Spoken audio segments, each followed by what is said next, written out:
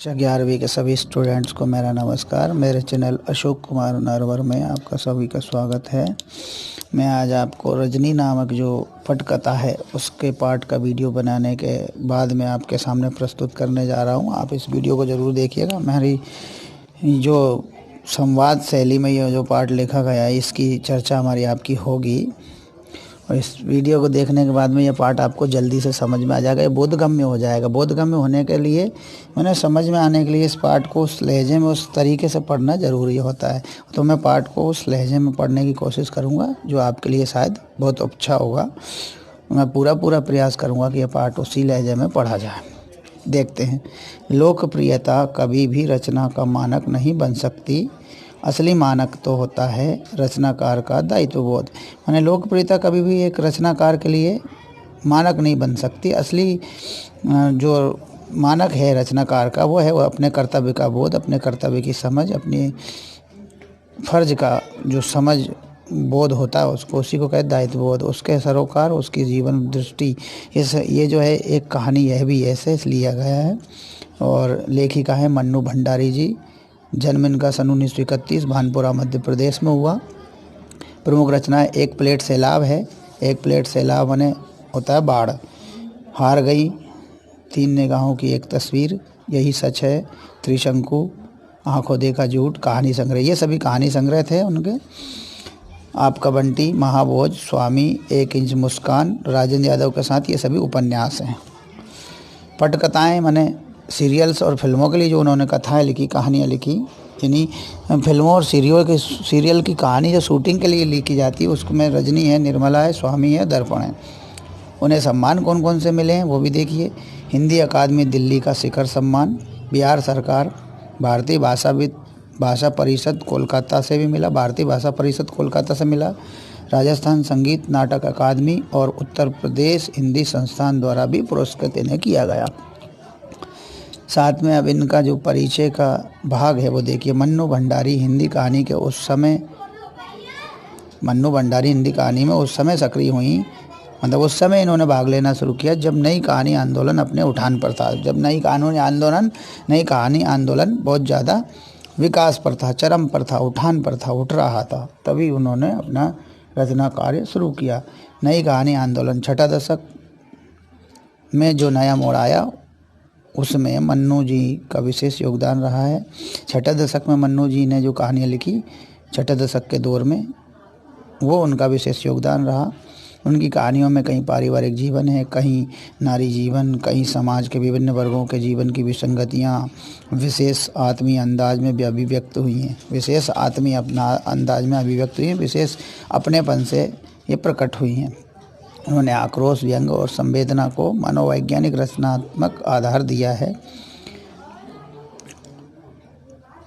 वह चाहे कहानी हो, उपन्यास हो या फिर पटकथा ही क्यों ना हो, सभी में उन्होंने अपना विशेष योगदान दिया, एक नया अंदाज दिया। आगे क्या कहा गया है वो देखिए।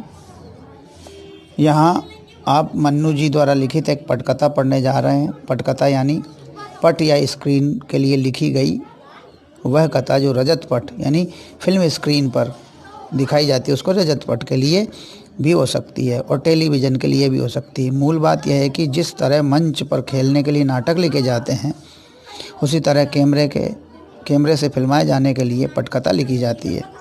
कोई लेखक किसी भी दूसरी विधा में लेखन करके उतने लोगों तक अपनी बात नहीं पहुंचा सकता जितना कि पटकथा लेखन द्वारा वो पहुंच सकता है, क्योंकि पटकथा शूट होने के बाद धारावाहिक या फिल्म के रूप में लाखों करोड़ों दर्शकों तक पहुंच जाती है। इस लोकप्रियता के चलते ही पटकथा लेखन की ओर लेखकों का भी पर्याप्त रुझान हुआ है और पत्र पत्रिकाओं तथा पुस्तकों में भी पटकथाएं छपने लगी हैं। प्रस्तुत पाठ में रजनी धारावाहिक की एक कड़ी दी जा रही है। रजनी पिछली सदी के 90 दशक का एक बहुचर्चित टीवी धारावाहिक रहा है। यह वह समय था जब हम लोग और बुनियाद जैसे सोप ओपेरा दूरदर्शन का भविष्य गढ़ रहे थे। वासु चटर्जी के निर्देशन में बने इस धारावाहिक यानी रजनी धारावाहिक की बात हो रही है। की हर कड़ी अपने आप में स्वतंत्र और मुकम्मल होती थी, पूर्ण होती थी, और उन्हें आपस में गूंथने वाली सूत्र रजनी थी। हर कड़ी में यह जुझारू और इंसाफ पसंद स्त्री पात्र किसी न किसी सामाजिक राजनीतिक समस्या से जूझती नजर आती थी। प्रस्तुत अंश भी व्यवसाय बनती शिक्षा की समस्या की ओर हमारा ध्यान खींचता है। ये जो प्रस्तुत अंश है वो शिक्षा जो व्यवसाय बनती जा रही है इसकी ओर हमारा ध्यान खींचता है। चलिए अब रजनी को शुरू करते हैं। तो ये पाठ का नाम है रजनी। मध्य वर्गीय परिवार के फ्लैट का एक कमरा। एक महिला रसोई में व्यस्त है, घंटी बजती है, बाई दरवाज़ा खोलती है, रजनी का प्रवेश। रजनी बोलती है, लीला बहन कहाँ हो, बाजार नहीं चलना क्या? लीला बोलती, चलना तो था पर इस समय तो अमित आ रहा होगा अपना रिजल्ट लेकर। आज उसका रिजल्ट निकल रहा है ना? अरे वाह, रजनी बोलती, तब तो मैं मिठाई खाकर ही जाऊंगी। अमित तो पढ़ने में इतना अच्छा है कि फर्स्ट आएगा, और नहीं तो सेकंड कहीं गया नहीं, ऐसा उन्होंने कहा। तुमको मिठाई भी बढ़िया खिलानी पड़ेगी, सूजी के हलवे से काम नहीं चलने वाला। मैं अभी से बता देती हूँ, ये रजनी ने कहा। लीला हंसकर बोलती है, नहीं, मैं तुम्हें अच्छी मिठाई ही खिलाऊंगी। मैंने पहले से ही मंगवा कर रखी है, केसरिया रसमलाई। अमित को बहुत पसंद है ना। देखो, मुझे अपने घर में ही केसर की सुगंध आ गई थी। रजनी कहती कि मुझे अपने घर में ही केसर की सुगंध आ गई थी। बाजार का तो मैं बहाना करके चली आई, वरना तुम तो मुझे काट ही देती, मतलब मिठाई खाने से। लीला बोलती, कैसी बात करती हो, मैं एक बार काट भी दूं, लेकिन अमित अपने मुंह में डालने से पहले रसमलाई लेकर तुम्हारे फ्लैट में दौड़ता। मैं कोई भी चीज़ घर में बनाऊं या बाहर से लाऊं, अमित जब तक तुम्हारे भोग नहीं लगा लेता हम लोग खा थोड़े ही सकते हैं। रजनी आंटी तो हीरो है उसकी, ऐसा उसने कहा लीला ने। अब क्या कहती रजनी, बहुत मेधावी बच्चा है अमित, तुम देखना तो आगे जाकर क्या बनता है। बस सब तुम्हारा ही आशीर्वाद है। फिर घंटी बजती है। लीला एक तरह से दौड़ते हुए दरवाज़ा खोलती है। अमित का प्रवेश। रोज की तरह बाहरी बस्ते की जगह एक हल्का सा थैला है। किसके हाथ में? अमित के हाथ में। रजनी अमित को बाहों में भरने के लिए दोनों बाहें फैलाते हुए आगे बढ़ती है। कांग्रेचुलेसन अमित, बधाई देने के लिए रजनी आंटी पहले से मौजूद है। अमित का चेहरा उतरा हुआ है, पर दोनों में से अभी तक उस पर किसी का ध्यान नहीं गया। अमित आंसू भरी आंखों से थैले में से रिपोर्ट निकालकर माँ की ओर फेंकते हुए अमित बोलता है, क्या बोलता है अमित? लो देखो क्या हुआ मेरे रिजल्ट का। मैंने कहा था कि मैथ्स में भी मेरी ट्यूशन लगवा दीजिए, वरना मेरा रिजल्ट बिगड़ जाएगा। बस वही हुआ, मैथ्स में ही तो पूरे नंबर आ सकते हैं, रिजल्ट बिगड़ सकता है। रिपोर्ट रजनी देखने लगती है। लीला बोलती, पर तू तो सारे सवाल ठीक करके आया था। यहाँ आकर पापा के सामने तूने फिर से किया था अपना सारा पेपर।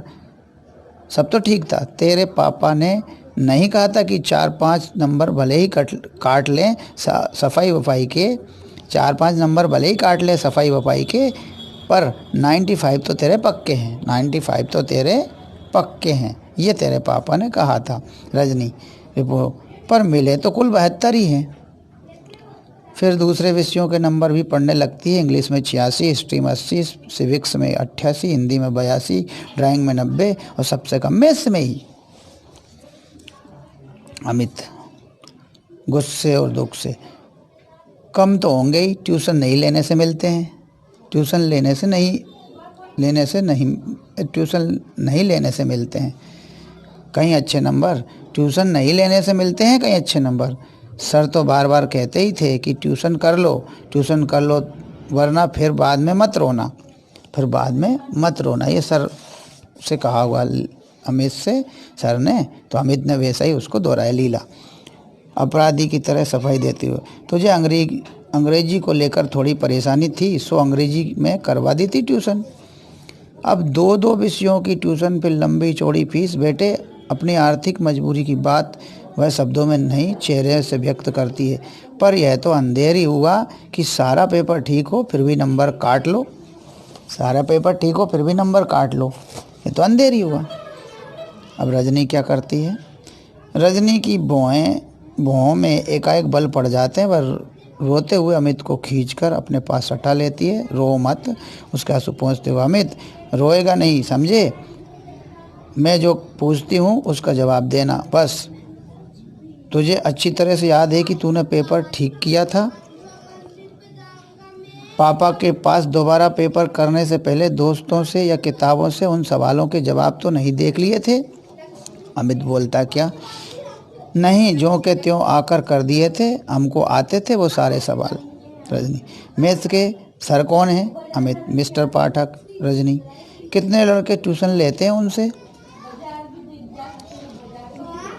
अमित, 22 साल के शुरू में तो 8 लेते थे, फिर पहले टर्मिनल के बाद 15 हो गए। पहले टर्मिनल एग्ज़ाम के बाद 15 हो गए। हाफ ईयरली के बाद 7 लड़कों ने और लेना शुरू कर दिया। मुझसे भी तभी से कह रहे थे। लीला, हाफ ईयरली में तो इसके 96 नंबर आए थे, इसी ने बताया था कि क्लास में सबसे ज़्यादा हैं। रजनी, उसके बाद भी कहते हैं कि ट्यूशन लो। हाँ, कापी लौटाते हुए कहा था कि तुमने किया तो अच्छा है, पर यह तो हाफ ईयरली है, बहुत आसान पेपर होता है इसका। तो हाफ ईयरली है, बहुत आसान पेपर होता है इसका। अब अगर ईयरली में भी पूरे नंबर लेने हैं तो तुरंत ट्यूशन लेना शुरू कर दो, वरना रह जाओगे। 7 लड़कों ने तो शुरू भी कर दिया था, पर मैंने अब पर मैंने के बाद में क्या होता है देखिए। पर मैंने जब पापा मम्मी से कहा तो हमेशा बस एक ही जवाब, मैथ्स में तो तू वैसे ही अच्छा है, क्या करेगा ट्यूशन लेकर। देख लिया, अब 6th पोजीशन आई है मेरी, जो आज तक कभी नहीं आई थी, ये अमित ने कहा। रजनी फिर क्या कहती है देखना। फिर आंसू, जानता नहीं, रोने वाले बच्चे रजनी आंटी को बिल्कुल पसंद नहीं है। मम्मी ने बिल्कुल ठीक ही कहा है और ठीक ही किया। जिस विषय में तुम वैसे ही बहुत अच्छे हो उसमें क्यों लोगे ट्यूशन? ट्यूशन तो कमज़ोर बच्चे लेते हैं। अमित, आप जानती नहीं आंटी, अच्छे बुरे की बात नहीं होती। अगर सर कहें और बार बार कहें तो लेनी ही होती, वरना तो नंबर कम हो ही जाते हैं। रजनी, पेपर अच्छा करो तब भी नंबर कम हो जाते हैं? अमित बोलता है, हाँ, कितना ही अच्छा करो फिर भी कम हो जाते हैं, जैसे मेरे हो गए। रजनी फिर बोलती, यानी कि अच्छा पेपर करने पर भी कम आते हैं, सिर्फ इसलिए कि ट्यूशन नहीं ली थी? तो यह तो सर की गलती नहीं, बदमाशी है। और तू मम्मी से लड़ रहा है, सर से जाकर लड़।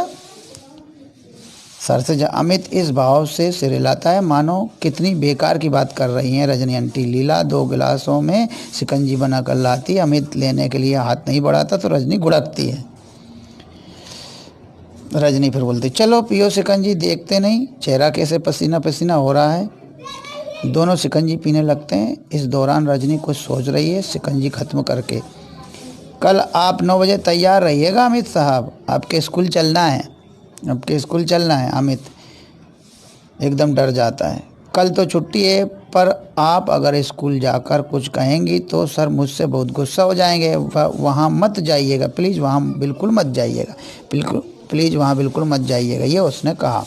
लीला भी कहती, हाँ रजनी, तुम कुछ कहोगी तो अगले साल कहीं और ज़्यादा परेशान न करे इसे। अब जब रहना इसी स्कूल में है तो इन लोगों से झगड़ा क्यों? रजनी बात को बात में ही काट कर गुस्से से, यानी कि वे लोग जो भी जुल्म जाती करें हम लोग चुपचाप बर्दाश्त करते रह जाएं। सही बात कहने में डर लग रहा है तो तुझे और तेरी माँ को। अरे जब बच्चे ने सारा पेपर ठीक किया तो हम कॉपी देखने की मांग तो कर ही सकते हैं। पता तो लगे कि आखिर किस बात के नंबर कटे हैं। झुंझलाकर, बता तो दिया आंटी आपको। गुस्से से, ठीक है तो अब बैठकर रो तुम माँ बेटे दोनों। दंदनाती निकल जाती। दोनों के चेहरे पर एक असहाय भाव सा है। लीला, अब यह रजनी कोई और मुसीबत ना खड़ी करे। दृश्य समाप्त होता है। अब अगला दृश्य देखते हैं। स्कूल के हेडमास्टर का कमरा, बड़ी सी टेबल, दीवार के सहारे रखी कांच की अलमारी में बच्चों द्वारा जीते हुए कप और शील्ड्स जमे हुए रखे हैं। दीवार पर कुछ नेताओं की तस्वीरें, एक बड़ा सा मैप लटका है। स्कूल के हेडमास्टर के कमरे का वातावरण तैयार किया जाए। हेडमास्टर काम में व्यस्त है। चपरासी बड़े अदब से एक चिट ला कर रखता है। हेडमास्टर कुछ क्षणों से देखता रहता है। हेडमास्टर, बुलाओ। रजनी का प्रवेश, नमस्कार करती है। हेडमास्टर, बैठिए, कुछ देर रुक कर। कहिए, मैं आपके लिए क्या कर सकता हूँ? कहिए, मैं आपके लिए क्या कर सकता हूँ? रजनी, मैं 7th क्लास के अमित सक्सेना की मैथ्स की कॉपी देखना चाहती हूँ। हेडमास्टर के चेहरे पर ऐसे भाव जैसे वह कुछ समझा ना हो। ईयरली एग्ज़ाम की कल ही जिसका रिजल्ट निकला है। मैं 7th क्लास के अमित सक्सेना की मैथ्स की कॉपी देखना चाहती हूँ। ईयरली एग्ज़ाम की कल ही जिसका रिजल्ट खुला है या निकला है। हेडमास्टर क्या कहता है, देखते हैं। सॉरी मैडम, ईयरली एग्ज़ाम की कापियाँ तो हम लोग नहीं दिखाते हैं। रजनी, जानती हूँ मैं, लेकिन बात यह है कि अमित ने मैथ्स का पूरा पेपर ठीक किया था, लेकिन उसे कुल 72 नंबर ही मिले हैं। कॉपी देखकर सिर्फ ये जानना चाहती हूँ कि अमित को अपने बारे में कुछ गलतफहमी हो गई थी या गलती एग्जामिनर की ही है। गलती एग्जामिनर की ही है, ऐसा उसने कहा। हेडमास्टर क्या कहता है, आप भी कमाल करती हैं। बच्चे ने कहा और आपने मान लिया। अरे, हर बच्चा घर जाकर यही कहता है कि उसने पेपर बहुत अच्छा किया और उसे बहुत अच्छे नंबर मिलेंगे। अगर हम इसी तरह कापियाँ दिखाने लग जाएं तो यहाँ तो पेरेंट्स की भीड़ लगी रहे सारा समय। अगर हम ऐसी कापियाँ दिखाने लग जाएं तो यहाँ पेरेंट्स की भीड़ लगी रहे सारे समय। इसलिए तो ईयरली एग्ज़ाम की कॉपियाँ ना दिखाने का नियम बनाया गया है स्कूल में। ना दिखाने का नियम बनाया गया है स्कूल में। रजनी, देखिए, आप चाहे तो अमित का पूरा रिजल्ट देख सकते हैं। मैथ्स में हमेशा 100% नंबर लेता रहा है। इस साल भी उसने पूरा पेपर ठीक किया है। कॉपी देखकर मैं सिर्फ यह जानना चाहती हूँ कि नंबर आखिर कटे किस बात के हैं। आप बहस करके बेकार ही अपना और मेरा समय बर्बाद कर रही हैं। मैंने कह दिया ना कि इन कापियों को दिखाने का नियम नहीं है और मैं नियम नहीं तोड़ूंगा, ये हेडमास्टर ने कहा। ये किसने कहा? हेडमास्टर ने। अब आगे हेडमास्टर, गुड। अब वो कहती, यानी नियम, यानी कि आपका स्कूल बहुत नियम से चलता है। What do you mean? Headmaster कहता है, आई मीन व्हाट आई से। नियम का जरा भी ख्याल होता तो इस तरह की हरकतें नहीं होती स्कूल में। कोई बच्चा बहुत अच्छा है किसी विषय में, फिर भी उसे मजबूर किया जाता है कि वह ट्यूशन ले। यह कौन सा नियम है आपके स्कूल का? यह कौन सा नियम है आपके स्कूल का? ऐसा उसने कहा। हेडमास्टर समझाता है, देखिए, यह टीचर और स्टूडेंट्स का अपना आपसी मामला है। वो पढ़ने जाते हैं और वे पढ़ाते हैं। इसमें ना स्कूल आता है ना स्कूल के नियम। इस बारे में हम क्या कर सकते हैं? रजनी कहती है, कुछ नहीं कर सकते आप तो मेहरबानी करके यह कुर्सी छोड़ दीजिए, क्योंकि यहाँ पर कुछ कर सकने वाले आदमी चाहिए। क्योंकि यहाँ पर कुछ कर सकने वाला आदमी चाहिए जो ट्यूशन के नाम पर चलने वाली धांधलियों को रोक सके, मासूम और बेगुनाह बच्चों को ऐसे टीचर्स के शिकंजे से बचा सके जो ट्यूशन ना लेने पर बच्चों के नंबर काट लेते हैं। और आप हैं कि कापियाँ ना दिखाने के नियम से उनके सारे गुनाह ढक देते हैं। Headmaster, will you please get out of this room? Get out of this room, जोर से कहता है। मैम साहब को बाहर निकाल ले जाओ, चपरासी से कहकर। रजनी, मुझे बाहर निकालने की ज़रूरत नहीं, बाहर कीजिए उन सब टीचर्स को जिन्होंने आपकी नाक के नीचे ट्यूशन का ये घिनौना रैकेट चला रखा है। पर आप तो कुछ कर नहीं सकते, इसलिए अब मुझे ही कुछ करना होगा और मैं करूँगी। देखिए, आप जाने किस किस को भेज देते हैं भीतर। ये कहा हेडमास्टर ने चपरासी से। चपरासी ने क्या कहा? मैंने तो आपको स्लिप लाकर दी थी साहब। हेडमास्टर गुस्से में स्लिप की चिंदी करके फेंक देता है, कुछ इस भाव से मानो कि रजनी की ही चिंदियाँ बिखेर रहा हो। नया दृश्य आता है, अब देखते हैं। रजनी के प्लेट शाम का समय, घंटी बजती है, रजनी आकर दरवाज़ा खोलती है। पति का प्रवेश, उसके हाथ से ब्रीफकेस लेती है। कौन लेती है? रजनी। चलिए आगे देखते हैं क्या होता है। पति जूते खोलते हुए, तुम आज दिन में कहीं बाहर गई थी क्या? तुम्हें कैसे मालूम? फ़ोन किया था, एक फाइल रह गई थी, सोचा चपरासी को भेजकर मंगवा लूं, पर कोई घर में हो तब ना। रजनी, तुम फाइल भूल गए, और जिसके बारे में मुझे पता भी नहीं, पर फिर भी उसके लिए मुझे घर बैठना चाहिए। यह कौन सी बात हुई? पति, अच्छा गई कहाँ थी? ये उसने कहा। रजनी एक स्कूल का नाम लेती है, स्कूल का नाम दोहराता है। तुम क्या करने गई थी वहाँ? पहले चाय ले आऊँ फिर बताती हूँ। कैमरा रजनी के साथ किचन में, गुनगुनाते हुए रजनी खाने का कुछ बना रही है। लगता है कि जो कुछ करके आई उससे बहुत प्रसन्न है। दृश्य फिर बाहर के कमरे में नाश्ते की प्लेट काफ़ी खाली हो चुकी है, जिससे लग रहा है कि रजनी सारी बात बता चुकी है। रजनी बोलती बंद कर दी हेडमास्टर साहब की। जवाब देते नहीं बना तो चिल्लाने लगे, पर मैं क्या छोड़ने वाली हूँ इस बात को। अच्छा, मास्टर लोग ट्यूशन करते हैं या धंधा करते हैं, पर तुझे अभी बेटे बिठाए, इससे क्या परेशानी हो गई? तुम्हारा बेटा तो अभी पढ़ने नहीं जा रहा है ना तुम्हारा बेटा तो। यानी कि मेरा बेटा जाए तभी आवाज़ उठानी चाहिए, अमित के लिए नहीं उठानी चाहिए। और जो इतने इतने बच्चे इसका शिकार हो रहे हैं उनके लिए नहीं उठानी चाहिए, सब कुछ जानने के बाद भी नहीं उठानी चाहिए। तो पति क्या बोलता है? ठेका लिया है तुमने सारी दुनिया का, ये पति ने बोला। अब रजनी क्या कहती है देखिए। देखो तुम मुझे फिर गुस्सा दिला रहे हो रवि,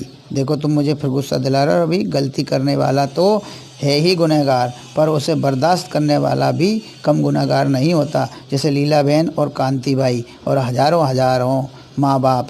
लेकिन सबसे बड़ा गुनहगार तो वह है जो चारों तरफ अन्याय, अत्याचार और तरह तरह की धांधलियों को देखकर भी चुप बैठा रहता है, जैसे तुम। हमें क्या करना है? हमने कोई ठेका ले रखा है दुनिया का? My foot. ये कौन कहता है? पति।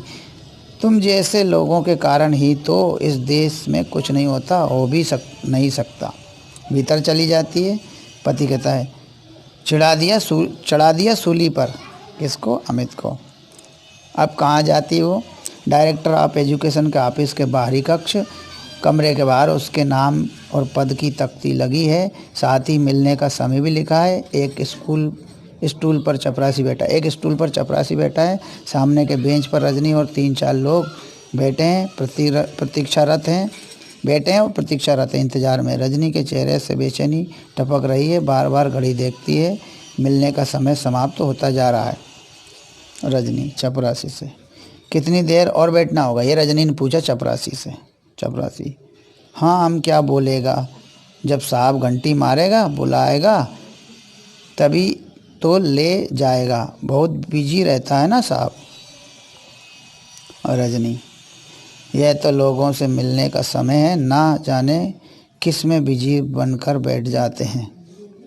कैमरा ऑफिस के अंदर चला जाता है। साहब मेज पर पेपर वेट घुमा रहा है। फिर घड़ी देखता है, फिर घुमाने लगता है। बाहर एक आदमी आता है, अपने नाम की स्लिप के नीचे 5 रुपए का एक नोट रख कर देता है और चपरासी का कंधा थपथपाता है। चपरासी हंसकर भीतर जाता है, लौटकर उस आदमी को तुरंत अपने साथ ले जाता है। रजनी के चेहरे पर तनाव घूरकर चपरासी को देखती है। थोड़ी देर में आदमी बाहर निकलता है। रजनी उठकर दंदनाती हुई भीतर जाने लगती। अरे किधर को जाता? अभी घंटी बजा क्या? रजनी, घंटी तो मिलने का समय खत्म होने तक बजेगी भी नहीं। दरवाज़ा धकेल कर भीतर चली जाती। चपरासी, अरे कैसी औरत है, सुनतीच नहीं। वहाँ बैठे 2-3 लोग हंसने लगते हैं। दृश्य कमरे के भीतर। निर्देशक कुर्सी की पीठ से टिकाकर सिगरेट पी रहा है। रजनी को देखकर आश्चर्य से। निर्देशक, आपको स्लिप भेजकर भीतर आना चाहिए था ना? आपको स्लिप भेजकर भीतर आ जाना चाहिए था, ये निदेशक ने कहा। रजनी, स्लिप तो घंटे भर से आपके चपरासी की जेब में पड़ी है और शायद 2-4 दिन चक्कर लगवाने तक पड़ी ही रहेगी। निदेशक, क्या कह रही हैं आप? रजनी, तो क्या यह सीधी साफ सी बात भी मुझे ही समझानी होगी आपको? ये सीधी साफ सी बात भी मुझे ही समझानी होगी आपकी? खैर अभी छोड़िए इस बात को। इस समय मैं आपके पास किसी दूसरे ही काम से आई हूँ। निदेशक के चेहरे पर रजनी को लेकर एक आश्चर्य मिश्रित कौतूहल भाव बढ़ता है। कहिए रजनी। देखिए, मैं स्कूलों, विशेषकर प्राइवेट स्कूलों और बोर्ड के आपसी रिलेशंस के बारे में कुछ जानकारी इकट्ठा कर रही हूँ। निदेशक, कोई रिसर्च प्रोजेक्ट है क्या? Very interesting subject. कोई रिसर्च? वो यहीं से कहती है कि मैं स्कूलों, विशेषकर प्राइवेट स्कूलों और बोर्ड के आपसी रिलेशंस के बारे में कुछ जानकारी इकट्ठा कर रही हूँ। कोई रिसर्च प्रोजेक्ट है क्या? ये निदेशक ने कहा। Very interesting subject. रजनी, बस कुछ ऐसा ही समझ लीजिए, ये रजनी ने कहा। निदेशक से डायरेक्ट नहीं कहा कि मैं किस काम से आई हूँ। डायरेक्ट कह देती तो वो शायद बात नहीं करता। निदेशक, कहिए आप क्या जानना चाहती हैं? रजनी, जिन प्राइवेट स्कूलों को आप रिकॉग्नाइज कर लेते हैं उन्हें बोर्ड शायद 90% ग्रांट देता है। निदेशक, जी हाँ, देता है। बोर्ड का काम यही है कि शिक्षा के प्रचार प्रसार में जितना भी हो सके सहयोग करे। इट्स आवर ड्यूटी मैडम, ऐसा उसने कहा। रजनी, जब इतनी बड़ी एड लेते हैं तो आपका कोई कंट्रोल भी रहता होगा स्कूलों पर?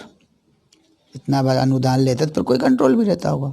निदेशक, ऑफ कोर्स, बोर्ड के बहुत से ऐसे नियम हैं जो स्कूलों को मानने होते हैं।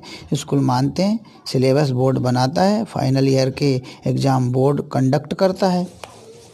रजनी, स्कूलों में आजकल प्राइवेट ट्यूशन्स का जो सिलसिला चला हुआ है, क्या बच्चों को लूटने का जो धंधा चला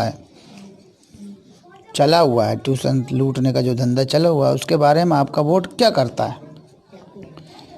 क्या कहता है? स्कूलों में आजकल प्राइवेट ट्यूशन्स का जो सिलसिला चला हुआ है, क्या बच्चों को लूटने का जो धंधा चला हुआ है, उसके बारे में आपका बोर्ड क्या करता है? निदेशक, इसमें धंधे की क्या बात है? जब किसी का बच्चा कमज़ोर होता है तभी उसके माँ बाप ट्यूशन लगवाते हैं। अगर लगे कि कोई टीचर लूट रहा है तो उस टीचर से ना लें ट्यूशन, किसी और के पास चले जाएं। यह कोई मजबूरी तो है नहीं, ये कहा। रजनी, बच्चा कमज़ोर नहीं, होशियार है, बहुत होशियार है। उसके बावजूद उसका टीचर लगातार उसे कोसता रहता है कि वह ट्यूशन ले वरना पछताएगा। लेकिन बच्चे के माँ बाप को ज़रूरी नहीं लगता और वे नहीं लगवाते। जानते हैं क्या हुआ? मैथ्स का पूरा पेपर ठीक करने के बावजूद उसे कुल 72 नंबर मिले हैं। जानते हैं क्यों? क्योंकि उसने टीचर के बार बार कहने पर ट्यूशन नहीं ली। निदेशक, वेरी सैड। हेडमास्टर को एक्शन लेनी चाहिए ऐसे टीचर के खिलाफ। रजनी, क्या खूब, आप कहते हैं कि हेडमास्टर को एक्शन लेनी चाहिए। हेडमास्टर कहते हैं कि मैं कुछ नहीं कर सकता, तब करेगा कौन? मैं पूछती हूँ कि ट्यूशन के नाम पर चलने वाले इस घिनौने रैकेट को तोड़ने के लिए दखलंदाजी नहीं करनी चाहिए आपके बोर्ड को। निदेशक, लेकिन हमारे पास तो आज तक किसी पेरेंट्स से इस तरह की कोई शिकायत नहीं आई। यानी कि शिकायत आने पर ही आप इस बारे में कुछ सोच सकते हैं। वैसे शिक्षा के नाम पर दिन दहाड़े चलने वाली इस दुकानदारी की आपके बोर्ड ऑफ एजुकेशन को कोई जानकारी ही नहीं, कोई चिंता ही नहीं। कैसी बात करती हैं आप? कितने इम्पोर्टेंट मैटर्स रहते हैं हम लोगों के पास। अभी पिछले 6 महीने से तो नई शिक्षा प्रणाली को लेकर ही कितने सेमिनार्स ऑर्गेनाइज किए हैं हमने।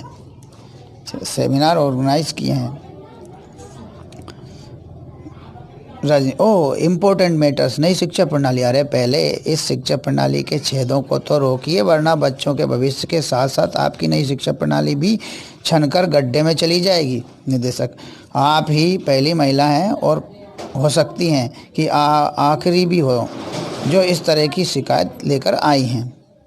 ठीक है, तो फिर आपके पास शिकायत का ढेर ही लगवा कर रहूँगी।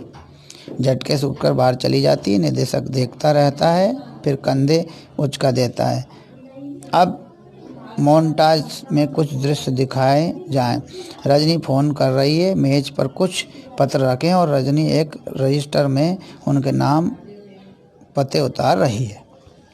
चलिए, साथ में एक दो महिलाएं और भी हैं और फिर एक के बाद एक 3-4 घरों में माँ बाप से मिल रही है, उन्हें समझा रही है। साथ में लीला बहन और 3-4 महिलाएं और भी हैं। दृश्य समाप्त। किसी अखबार का दफ्तर, कमरे में संपादक बैठे हैं, साथ में 3-4 स्त्रियों के साथ रजनी बैठी है। संपादक: आपने तो इसे बाकायदा एक आंदोलन का रूप ही दे दिया। बहुत अच्छा किया। इसके बिना यहाँ चीज़ें बदलती भी तो नहीं है। इसके बिना यहाँ चीज़ें बदलती भी तो नहीं है। शिक्षा के क्षेत्र में फैली इस दुकानदारी को तो बंद होना ही चाहिए, ऐसा उसने संपादक ने कहा। अब रजनी क्या कहती है देखिए। आप भी महसूस करते हैं ना ऐसा? तो फिर साथ दीजिए। हमारा अखबार यदि किसी इशू को उठा ले और लगातार उस पर चोट करता रहे तो फिर वह थोड़े ही लोगों की बात नहीं रह जाती, सबकी बन जाती है। आँख मूंद कर नहीं रह सकते हैं, फिर कोई उससे आँख मूंद के नहीं रह सकता, फिर कोई। आप सोचिए ज़रा, अगर इसके खिलाफ़ कोई नियम बनता है तो कितने पेरेंट्स को राहत मिलेगी, कितने बच्चों का भविष्य सुधर जाएगा। उन्हें अपनी मेहनत का फल मिलेगा। माँ बाप को पैसे का नहीं, शिक्षा के नाम पर बचपन से ही उनके दिमाग में यह तो नहीं भरेगा कि पैसा ही सब कुछ है, वे आदि। चलिए, संपादक: बस मैं समझ गया आपकी सारी तकलीफ़, आपका सारा गुस्सा। रजनी: तो फिर दीजिए, हमारा साथ उठाइए। इस इशू को लगातार लिखिए और धुआंधार लिखिए। लगातार लिखिए और धुआंधार लिखिए। संपादक क्या बोलता है? इसमें आप अखबार वालों को अपने साथ ही पाएंगी। अमित के उदाहरण से आपकी सारी बातें मैंने नोट कर ली। एक अच्छा सा राइट अप तैयार करके पीटीआई के द्वारा मैं एक साथ फ्लैश करवाता हूँ। रजनी: एक काम और कीजिए, 25 तारीख को हम लोग पेरेंट्स की एक मीटिंग कर रहे हैं। राइट अप के साथ इसकी सूचना भी दे दीजिए तो सब लोगों तक खबर पहुंच जाएगी। व्यक्तिगत तौर पर तो हम मुश्किल से 100-125 लोगों से संपर्क कर पाए हैं, वह भी रात दिन भाग दौड़ करके। अधिक से अधिक हम लोगों को आने के आग्रह के साथ सूचना दीजिए। अधिक से अधिक लोगों के आने के आग्रह के साथ सूचना दीजिए, ऐसा उसने कहा। रजनी: संपादक: जी दी। रजनी: ये हुई ना कुछ बात। अब नया। मीटिंग का स्थान बाहर कपड़े का बैनर लगा हुआ है। बड़ी संख्या में लोग आ रहे हैं और भीतर जा रहे हैं। लोग खुश हैं, लोगों में जोश है। विरोध और विद्रोह का पूरा माहौल बना हुआ है। दृश्य कट कर अंदर आ जाता है। हाल भरा हुआ है। एक और प्रेस वाले बैठे हैं, इसे बाकायदा फोकस करना है। एक महिला माइक पर से उतरकर नीचे आती है। हाल में तालियों की गड़गड़ाहट। अब मंच पर से उठकर रजनी माइक पर आती है। पहली पंक्ति में रजनी के पति भी बैठे हैं। बहनों और भाइयों, इतनी बड़ी संख्या में आपकी उपस्थिति और जोश ही बता रहा है कि अब हमारी मंजिल दूर नहीं है। इन 2 महीनों में लोगों से मिलने पर इस समस्या के कई पहलू हमारे सामने आए। कुछ अभी आप लोगों ने भी यहाँ सुने। यह भी सामने आया कि बहुत से बच्चों के लिए ट्यूशन ज़रूरी भी है। माएँ इस लायक नहीं होती कि अपने बच्चों को पढ़ा सकें। वो कहती है कि भाइयों बहनों, इतनी बड़ी संख्या में आपकी उपस्थिति और जोश ही बता रहा है कि अब हमारी मंजिल दूर नहीं है। इन 2 महीनों में लोगों से मिलने पर इस समस्या के कई पहलू हमारे सामने आए। कुछ अभी आप लोगों ने भी यहाँ सुने। यह भी सामने आया है कि बहुत से बच्चों के लिए ट्यूशन ज़रूरी भी है। माएँ इस लायक नहीं होती हैं कि अपने बच्चों को पढ़ा सकें और पिता जैसे वे घर के